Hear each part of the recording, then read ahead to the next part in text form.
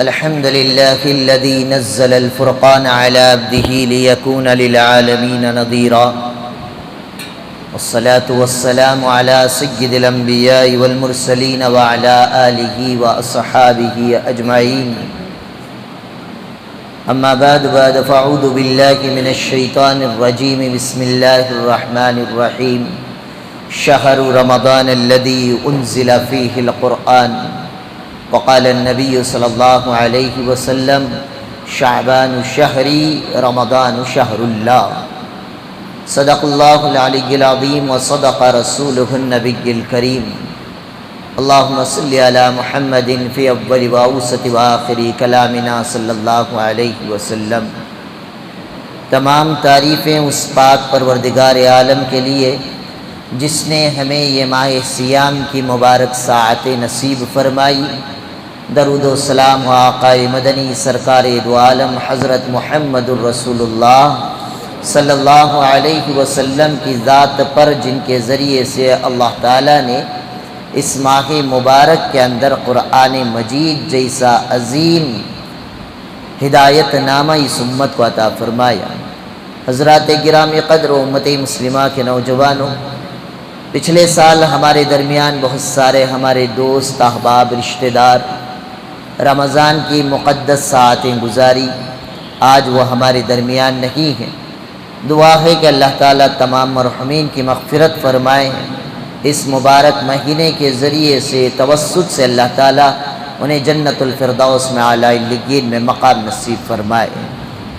اللہ تعالیٰ کا یہ احسان ہوا کہ اللہ تعالیٰ نے ہماری زندگی کے اندر ایک اور ماہ سیام کی مبارک ساعتیں نصیب فرمائی۔ رمضان المبارک میں دو عبادتیں خاص ہیں۔ کتنی عبادتیں؟ دو عبادتیں، ایک روزہ، دوسرا تراویح۔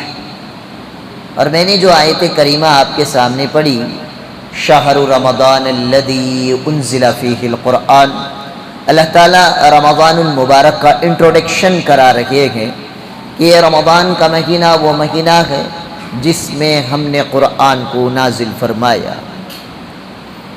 کل اللہ تبارک و تعالیٰ نے قرآن مجید کو 23 سال میں اتارا، لیکن اس ماہ سیام کو خاص کر اللہ تعالیٰ نے قرآن مجید کے نازل کرنے کے لیے چنا۔ دوسری میں نے ایک حدیث آپ کے سامنے پڑھی، اللہ کے نبی صلی اللہ علیہ وسلم نے فرمایا شعبان شہری رمضان شہر اللہ، شعبان میرا مہینہ ہے، یعنی آپ صلی اللہ علیہ وسلم کا مہینہ، رمضان یہ اللہ تعالیٰ کا مہینہ ہے۔ تو اس رمضان المبارک کی نسبت ایک تو اللہ سے جڑی، دوسرا اللہ کے کلام سے جڑ گئی۔ تو یہ دو چیزیں خاص ہیں، ایک اللہ تعالیٰ نے اس مہینے میں قرآن کو نازل فرمایا، دوسرا فرمایا یہ مہینہ میرا مہینہ۔ اور اس مہینے میں دو مخصوص عبادتیں، ایک روزہ اور ایک تراویح۔ روزے کے بارے میں اللہ تعالیٰ فرماتے ہیں الصوم لی وانا اجزا بہ، روزہ تم میرے لیے رکھتے ہو، روزے کا بدلہ میں خود عطا کروں گا۔ نماز انسان پڑھتا ہے، اعمال فرشتے لے کر جاتے ہیں، اللہ تعالیٰ فرشتوں کے ذریعے سے اجر اور ثواب دیتا ہے۔ روزہ ایک ایسی عبادت ہے جس کو لے کے تو فرشتے جاتے ہیں، لیکن اجر اور ثواب اللہ تعالیٰ خود بندے کو دیتے ہیں۔ کتنا دیں گے یہ حشر کے میدان میں پتہ چلے گا۔ تو اللہ تعالیٰ سے دعا ہے اللہ تعالیٰ اس سارے مہینے کے اندر ہمیں پابندی کے ساتھ بیماریوں سے بچتے ہوئے اللہ تعالیٰ تمام روزوں کے اہتمام کی توفیق عطا فرمائے۔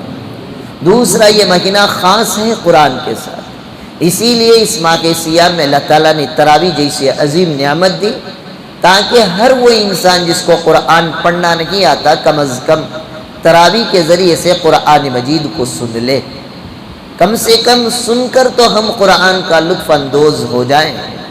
اس لیے کہ قرآن مجید اللہ تعالیٰ نے اس امت کو دے کر احسان فرمایا، یہ قرآن اللہ کا ایسا کلام ہے کہ حضرات علماء نے لکھا ہے قرآن مجید صرف انسان ہی پڑھ سکتے ہیں، فرشتوں کو بھی قرآن پڑھنے کی صلاحیت نہیں ہے۔ تمام فرشتوں میں صرف حضرت جبرائیل علیہ السلام ایسے فرشتے ہیں جن کو اللہ تعالیٰ نے اپنا کلام سنایا، سن کر جبرائیل نے یاد کیا اور آ کر جناب محمد الرسول اللہ صلی اللہ علیہ وسلم کو قرآن سنایا۔ اللہ کے نبی صلی اللہ علیہ وسلم نے جبرائیل سے سن کر قرآن کو یاد کیا۔ اس کے علاوہ کسی اور فرشتے میں قرآن مجید کو پڑھنے کی کیپیسٹی اللہ تعالیٰ نے پیدا نہیں فرمائی۔ حدیث پاک میں آتا ہے جب کوئی بندہ مومن نماز میں کھڑے ہو کر قرآن مجید پڑھتا ہے الحمدللہ رب العالمین، تو فرشتے آ کر نماز پڑھنے والوں کے ہونٹوں سے اپنے ہونٹ کو ملا دیتے ہیں تاکہ یہ جو بندہ قرآن اللہ کے کلام کو پڑھ رہا ہے اس کلام کے انوار اور برکات کو فرشتے اپنے اندر سما لیتے ہیں۔ ایسا مقدس کلام اللہ تعالیٰ نے اس امت کو دے کر احسان یہ فرمایا کہ یہ قرآن بوڑھے پڑھیں تو الگ مزہ آتا ہے، عورتیں پڑھیں تو ایک اور لطف، بچے اپنی تتلی زبان میں بھی اگر قرآن کو پڑھتے ہیں تو بچوں کی تتلی زبان سے بھی الحمدللہ رب العالمین سننے میں مزہ آتا ہے۔ یہ قرآن کا ایک کھلا ہوا معجزہ ہے۔ دنیا کی کوئی بھی کتاب لے لیں، ایک بار پڑھیں گے، دو بار پڑھیں گے، تین بار پڑھیں گے، اس کے بعد آدمی اکتا جاتا ہے۔ پڑھے سوچ کے آرے پڑھنا، پڑھے سوچ اسٹوری کتنے بار پڑھنا، لیکن 1400 سال سے قرآن میں وہی آدم کا قصہ ہے، وہی یعقوب کا قصہ ہے، وہی یوسف کا قصہ ہے، وہی یونس کا قصہ ہے، وہی حضرت یوسف علیہ السلام کے قصے وہی ہیں، کوئی تبدیلی نہیں، وہی اوامر، وہی نواہیات، وہی ناسخ اور منسوخ آیتیں، وہی حلال و حرام کے احکامات ہیں۔ 1400 سال سے عربی جاننے والا بھی پڑھ رہا ہے، عربی نہ جاننے والا بھی پڑھ رہا ہے، لیکن دنیا میں آج تک کوئی فرد ایسا نہیں پیدا ہوا جو یہ کہتا ہو کہ قرآن پڑھ پڑھ پڑھ کر میں بیزار ہو گیا ہوں۔ اللہ تعالیٰ ہمیں قرآن مجید کو کثرت سے تلاوت کی توفیق عطا فرمائے۔ یہ قرآن مجید کے نزول کا مہینہ ہے، تو اس مہینے کے ساتھ قرآن سے ایک بندے کی خاص مناسبت ہے، تو اس لیے یہ قرآن کے ہم پر 6 حق ہیں۔ کتنے حق ہیں؟ 6 حق ہیں۔ اللہ کرے کہ ان حقوق کو ادا کرنے کی ہمیں توفیق عطا فرمائے۔ آج سے ارادہ کر لیں انشاءاللہ جب تک زندگی کی سانسیں چلتی رہیں گی ہم قرآن کے حق کو ادا کرنے کی کوشش کریں گے۔ نمبر 1 قرآن کا حق، قرآن پر ایمان لانا۔ آمنت باللہ و ملائکتہ و کتبہ، تمام آسمانی کتابوں پر ہم ایمان لائے، اس میں بھی بالخصوص اللہ تعالیٰ نے ہمارے اوپر جو قرآن اتارا اس پر ہم ایمان لاتے ہیں کہ یہ اللہ تعالیٰ کی کتاب ہے، یہ کتاب لا ریب فیہ، اس میں کوئی شک و شبہ کی گنجائش نہیں ہے۔ لا یاتیہ الباطل من بین یدیہ ولا من خلفہ، یہ قرآن وہ ہے جس کے دائیں بائیں اوپر نیچے آگے پیچھے سے کہیں سے بھی اس میں باطل داخل نہیں ہو سکتا ہے۔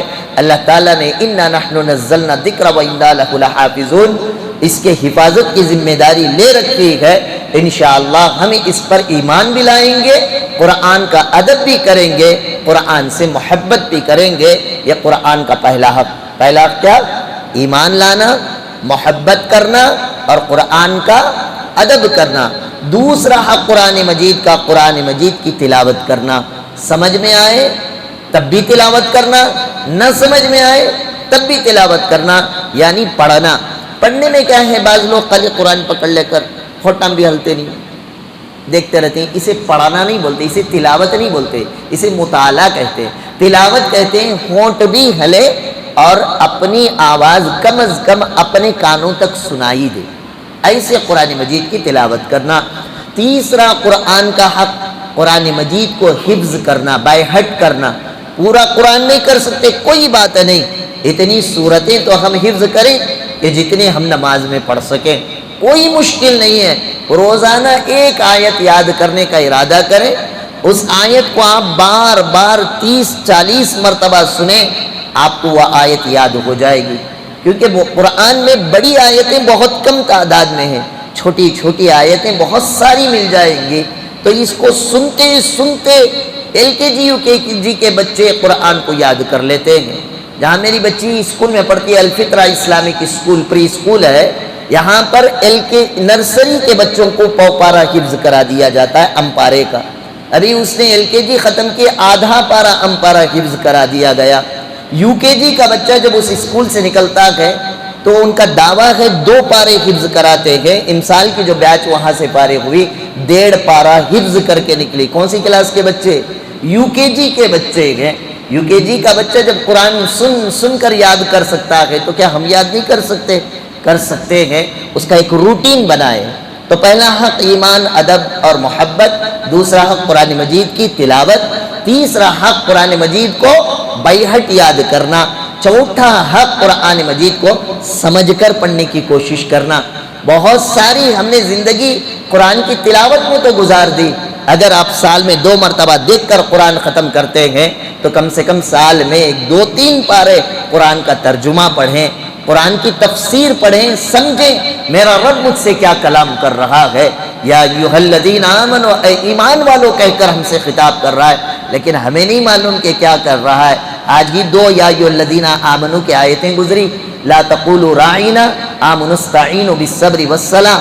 یہ دونوں آیتوں میں اللہ تعالیٰ نے مجھ سے اور آپ سے خطاب کیا، لیکن نہ ہم نے اس کا ترجمہ دیکھا، نہ تفسیر دیکھی. ہم سے اللہ کیا کہہ رہا ہے اس کو جاننے کی ہم فکریں بھی نہیں کرتے ہیں. تو آپ سے گزارش ہے کہ جہاں پر قرآن سے محبت، ادب اور ایمان لاتے ہیں، پڑھتے ہیں، حفظ کرتے ہیں، ساتھ میں قرآن مجید کی کچھ آیتوں کا ترجمہ اور تفسیر بھی جاننے کی کوشش کریں. قرآن کا 5واں حق یہ ہے کہ جو قرآن سے ہمیں علم ملا ہے اس علم پر عمل کرنے کی کوشش کرنا. قرآن کہتا ہے سود حرام ہے، قرآن کہتا ہے زنا سے بچو، کلی طور سے ہم سود سے اور زنا سے بچیں. قرآن کہتا ہے نماز پڑھو، نماز کی پابندی کریں، روزے کا اہتمام کریں. اللہ تعالیٰ نے مال و دولت دی ہے، زکوٰۃ بھی دیں، حج اور عمرے کے سفر کے لیے بھی جائیں. تو یہ قرآن ہم سے جو خطاب کر رہا ہے اس پر عمل کرنے کی کوشش کرنا، یہ قرآن کا 5واں حق. چھٹا حق قرآن کا یہ ہے کہ جو ہم نے جان لیا اس آیت کو، وہ قرآن کے ان احکامات کو ساری امت مسلمہ تک دعوت و تبلیغ کے ذریعے سے پہنچانا، یہ قرآن کے بنیادی حقوق میں سے ہے. اور یہ مہینہ قرآن کا مہینہ، نزول قرآن کا مہینہ، اللہ کے نبی نے فرمایا شہر القرآن، یہ قرآن کا مہینہ ہے. تو اس مہینے میں اپنے آپ کو قرآن سے جوڑنے کی کوشش کریں اور اسی رفتار کو آگے بڑھاتے ہوئے تلاوت بھی کرتے ہیں، حفظ اور بیہٹ کرنے کی کوشش کرتے ہیں. تو یہ ایک مبارک مہینہ جیسے آتا ہے، قرآن کی چھوٹی چھوٹی سورتیں جو ہم نماز میں پڑھتے ہیں اس کی تفسیر پچھلے سال سے آپ کے سامنے بیان کرنے کا آغاز کیا گیا. اس کے پہلے سال ہم نے پورے رمضان میں 3 سورتوں کی تفسیر سنی تھی. پچھلے سال الحمدللہ سورۃ المعون تک کی تفسیریں گزری، اور اس کے بعد انشاءاللہ اگر اللہ نے زندگی سلامت رکھی تو کل سے آپ حضرات کے سامنے اس کے بعد کی چھوٹی چھوٹی صورتیں جو ہم نماز میں پڑھتے ہیں، انا اعطیناک الکوثر، بے شک ہم نے ہی کوثر آپ کو عطا فرمایا، فصلی لربک وانحر، بس آپ اپنے رب کے لیے نماز پڑھیں اور قربانی دیں. ان شانیک هو الابتر، بے شک تمہارا دشمن کی بے نام و نشان ہونے والا ہے. اس کی تفسیر جب آدمی 20-25 منٹ میں سمجھ لیتا ہے، جب بھی وہ نماز میں وہ سورت پڑھے گا پوری قرآن کا خوب بخو ترجمہ نہ صحیح کچھ تفسیر دماغ میں آ جائے گی کہ میں اللہ سے کیا کلام کر رہا ہوں.